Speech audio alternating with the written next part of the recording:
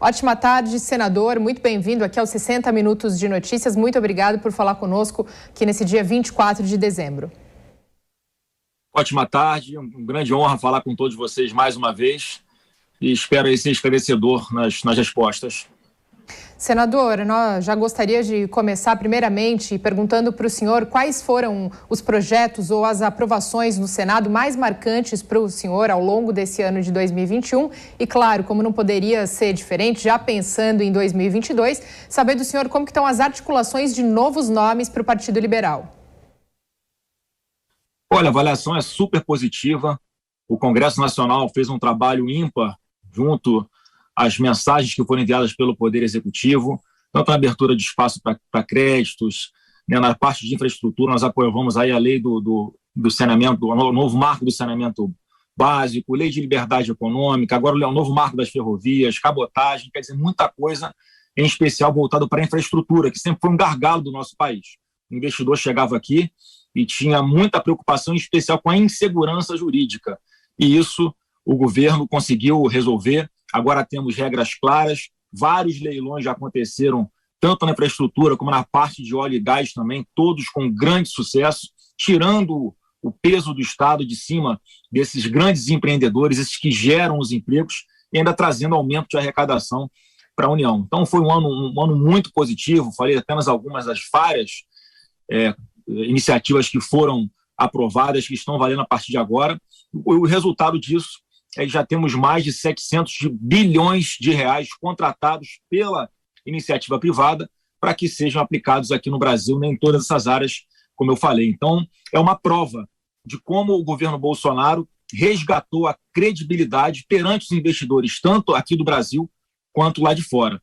E nós estamos começando os trabalhos agora realmente partidários. Alguns senadores inclusive, já oficializaram a vinda para o PL. Então, comigo éramos 5. Parece que alguns senadores já estão aí assinados, como o Zequinha Marinho, lá do Pará. O Marcos Rogério está pensando se vem, o Roberto Rocha, o Eduardo Gomes, quer dizer, muitos senadores que estão ali bastante empolgados com a ideia de estar dentro do partido do presidente Bolsonaro e caminharmos juntos cada vez mais a partir agora do ano que vem. Então, a expectativa para 2022 é muito boa, as contas estão ajustadas, com toda a transparência, né, com toda a previsibilidade que é importante para que o mercado, né, possa formar o seu juízo de valor e continuar acreditando no Brasil.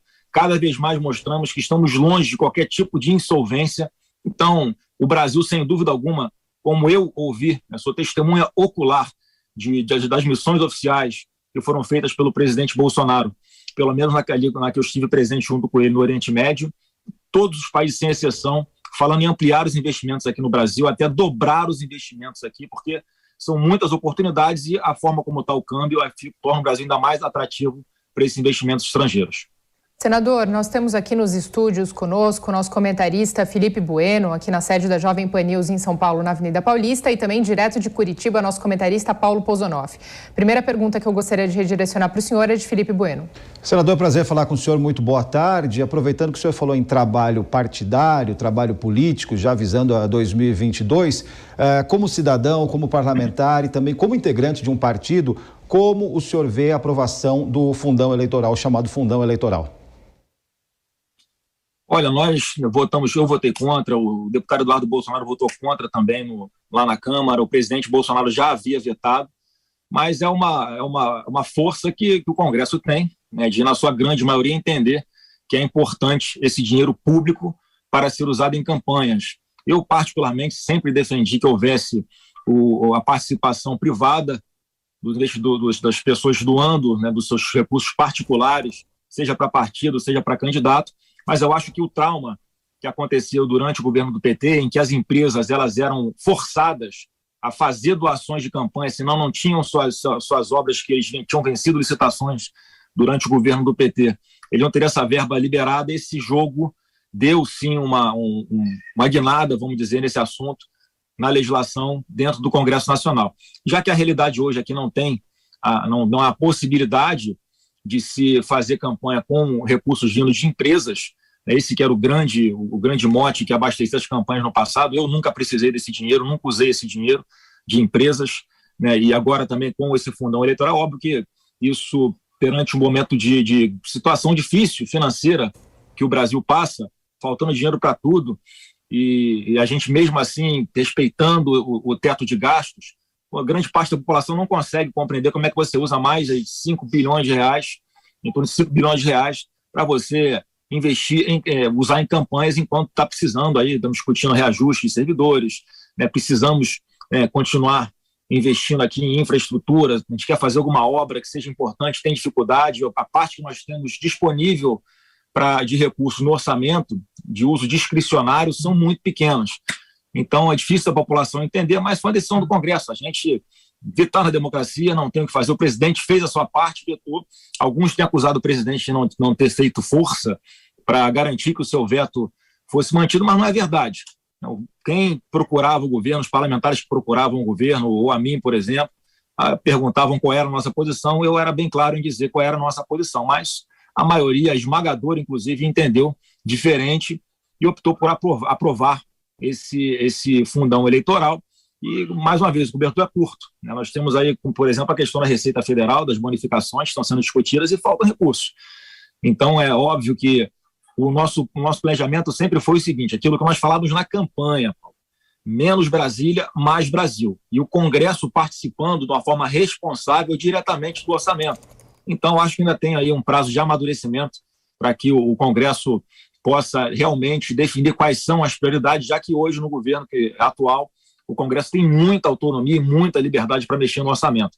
Mas então é preciso chegar no meio termo, acho que foi demais, tiraram grande parte dos recursos que o Poder Executivo deveria sim ter a exclusividade de definir onde seriam aplicados, mas acho que isso faz parte do processo de amadurecimento dessa nova forma de fazer política com a participação transparente e direta do Congresso Nacional dentro do orçamento. Paulo Pozonoff. Olá, senador, prazer falar com o senhor. Bem, o senhor falou em segurança jurídica, né? E aproveitando também para falar das tendências para 2022, a gente sabe que paira aí sobre a cabeça do presidente Jair Bolsonaro esse inquérito no STF de fake news, milícias digitais, esses termos aí que o STF inventou. Eu gostaria de saber se o senhor teme que o judiciário venha a querer influenciar as eleições em 2022, que deve ser um ano bastante tumultuado, né, nesse sentido, e se o senhor teme isso, teme que o judiciário possa tornar o seu pai inelegível? Eu não temo isso, acho que não tem nenhum maluco na alta corte do Supremo Tribunal Federal, bem como no TSE, de querer interferir no jogo democrático de uma forma tão absurda como essa, né? Dar um tapa no tabuleiro de xadrez, né, quando vê que está perdendo. Não é isso. Não acredito nisso. Esses inquéritos todos, eu não tenho a menor dúvida que o destino deles será o arquivamento. Não existe sequer tipificação penal de crime de fake news ou algo do tipo, né? Hoje, o que é considerado uma fake news, né, e é importante esse parênteses que eu vou fazer, né? Quem define o que é fake news? Hoje, quem define o que é fake news são, inclusive, alguns órgãos de imprensa que cansam de publicar fake news. Fake news não é só mentira, é distorção também das coisas como elas são noticiadas. Então não há nenhum temor com relação a isso. Nós sabemos que não fizemos isso. Até algum tempo atrás, qualquer coisa que você falasse que a vacina, por exemplo, não era 100% eficaz, você tinha sua postagem rotulada de fake news, né? Você era chamado de mentiroso, e hoje a gente está vendo que a realidade mudou. Ou seja, as pessoas que foram punidas lá atrás, né, tiveram algum reconhecimento, né, as punições que foram imputadas a eles, né, quem é que agora paga, né, por isso. Então, essa questão de fake news é, obviamente, uma parte da militância da imprensa que, a todo momento, o que o Bolsonaro fala, querem rotular de fake news. Se o outro fala a mesma coisa, não é fake news, ele se enganou, não, ele corrigiu. Então, esse clima de tentar tolir a liberdade de expressão, a liberdade de opinião das pessoas, eu acho que é muito negativo. E isso tem acontecido, infelizmente, por parte de um ou outro, mas eu entendo que esse tipo de problema tem que ser resolvido dentro de cada instituição. No Supremo nós temos 11 ministros, todos, né, pessoas adultas, responsáveis, com bom senso, e que tem que, em algum momento, sim, chegar, quando a gente vê um espírito de corpo por parte do Supremo, para se posicionar em relação ao tema, a gente não vê esse espírito de corpo na hora de tentar, né, pelo menos, dar um limite para que um ou outro que está naquela Suprema Corte pare de ficar o tempo inteiro, sim, perseguindo. Pessoas um parlamentar que foi preso porque falou alguma coisa, né? Quer dizer, eu vi agora uma declaração na imprensa de um ministro de que quem desconfiar, quem falar mal da urna eletrônica está cometendo um crime, vai ser preso. Quer dizer, é um clima de ameaça, né, que eu nunca vi na história do Brasil. Estamos numa democracia, os poderes são harmônicos, independentes entre si, e é óbvio que isso dá uma agonia, isso dá uma sensação de impotência, porque a gente sabe que está do lado certo, a gente sabe que não está fazendo nada de errado, e ainda assim algumas pessoas, eu acho que elas mentalizaram que estão fazendo isso pelo bem do Brasil, para impedir que um ditador maluco chamado Bolsonaro tome alguma medida antidemocrática, e o que a gente está vendo é exatamente o contrário. Então, acredito muito na maturidade do Supremo para que eles, entre si, possam chamar a razão quem tem se excedido, botar o pezinho no chão de novo e deixar, né, com que a democracia continue acontecendo da sua forma natural, o presidente Bolsonaro sempre respeitando a Constituição e as instituições, e, infelizmente, a gente não vê em alguns momentos, né, do outro lado. Então, eu busco muito fazer esse diálogo, essa intermediação, mostrar, né, que o Bolsonaro é uma pessoa simples, humilde, uma pessoa correta, honesta, e que jamais passou pela cabeça dele qualquer tipo de chute no balde para desestabilizar a democracia. Não, ele quer ter tranquilidade, ele quer paz para governar, infelizmente, algumas vezes ele não está tendo. Senador, ainda dentro do orçamento previsto e aprovado para 2022, tem também um reajuste, né, para os policiais federais. Isso acabou causando uma série de consequências, inclusive a debandada dos próprios auditores fiscais, e ontem à noite a Receita Federal, então, anunciou uma greve, uma paralisação para a próxima segunda-feira. E já adiantou que isso pode causar algumas paralisações, né, aí na questão de importação e exportação, e a gente sabe que isso afeta diretamente o agronegócio brasileiro, que depende da importação de insumos. Como que o senhor acredita que isso vai ser resolvido? Olha, em primeiro lugar, lamentar essa postura desses auditores da Receita. Né? Não é possível que eles não tenham a sensibilidade de entender o momento que o Brasil está passando. Né? Se o governo precisa separar ali algo de torno de 2 bilhões, né, que perto da folha de pagamento do funcionalismo público como um todo é nada. É nada, não dá para dar reajuste grande para ninguém, não dá para resolver a vida de carreira nenhuma no serviço público. E é óbvio que o presidente Bolsonaro, por ter uma história de vinculação muito grande aos policiais, ele, na condição de presidente, gostaria de fazer dessa forma.